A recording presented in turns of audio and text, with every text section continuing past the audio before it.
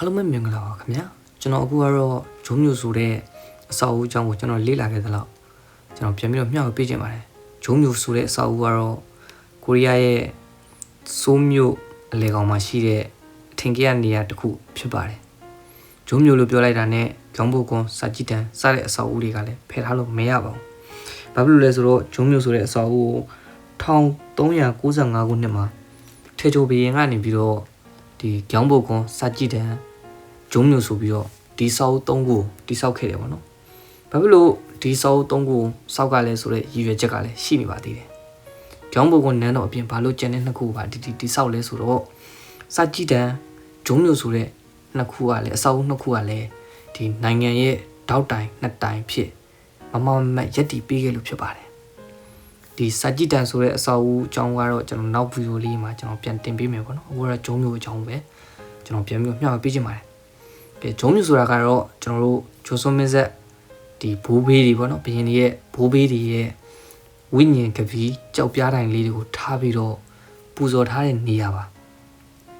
ပထမထေချိုဘရင်လက်ထက်မှာအခန်း9ခန်းနဲ့တိစောက်ခဲ့ပြီမယ်လေဒီဂျိုဆွန်မင်းဆက်ရဲ့နောက်ဆုံးမင်းဆက်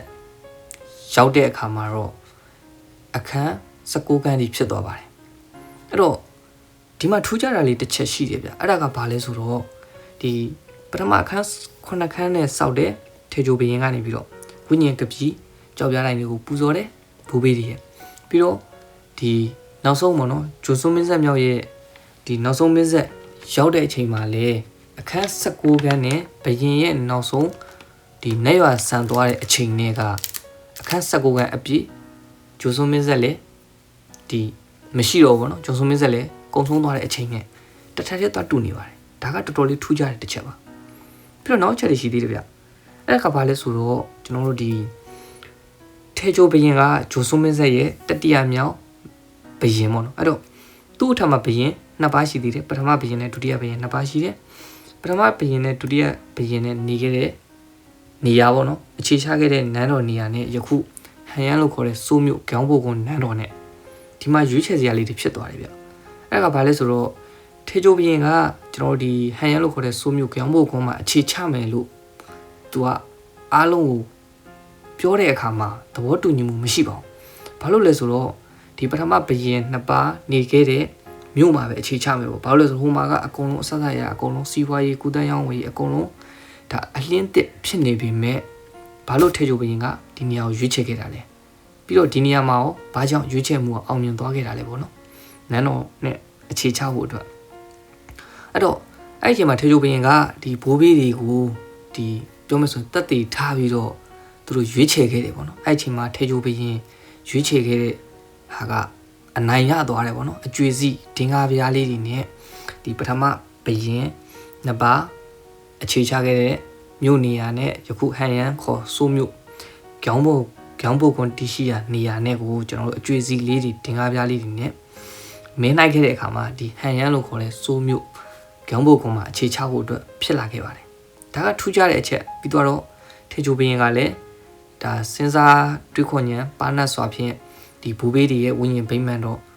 နဲ့ပေါ့နော်ဒီလိုဘယ်လိုပြောမလဲဒီရဲ့ယုံကြည်မှုရသွားတာဖြစ်တဲ့အတွက်ဒီသူပြောတဲ့စကားကိုမလွန်ဆန်တော့ဘဲနဲ့အကုန်လုံးကဒီခေါင်းပုတ်ကွန်ဆိုတဲ့ဒီတီရှိရာစိုးမျိုးပေါ့နော်ဟန်ယန်မှာပဲအားလုံးကအခြေချဖို့အတွက်သဘောတူခဲ့ပါတယ်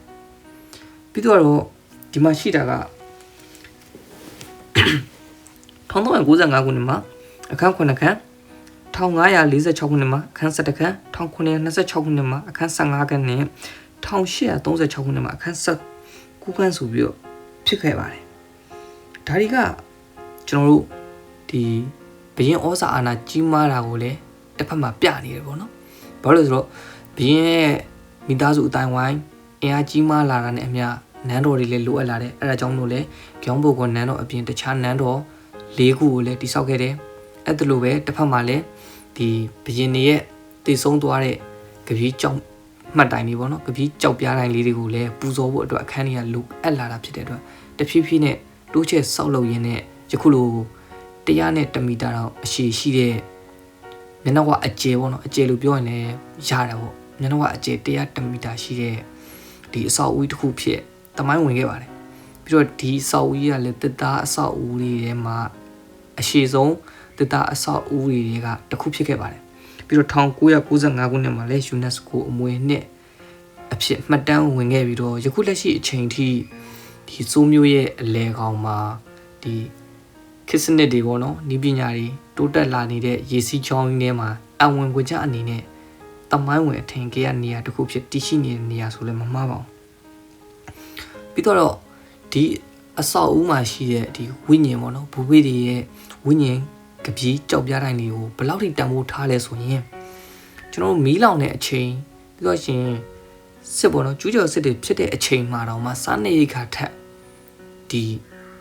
ကပီးကြောက်ပြားတိုင်းလေးတွေကိုဦးစားပေးပြီးတော့တည်ယူခဲ့ပါတယ်ဒါကလည်းဒါ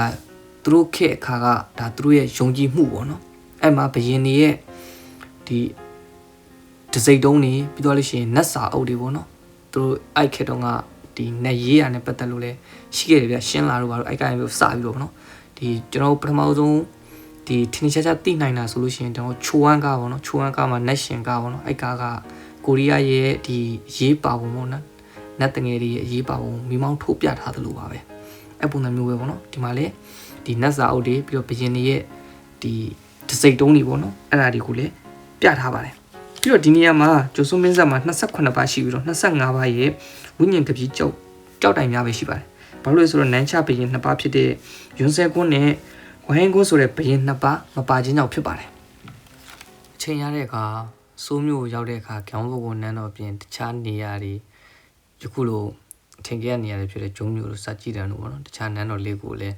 တောက်လေဘက်ပါအောင်လို့အကြံပြုနေကျွန်တော်ဗီဒီယိုလေးကိုအဆုံးသတ်ပြရသေးဗျာအားလုံးပဲကျေးဇူးတင်ပါတယ်နောက်ထပ်ဗီဒီယိုတွေမှာပြန်တွေ့ရမယ်အားလုံးစေရကိုကျမ်းမာချမ်းသာကြပါစေဗျာ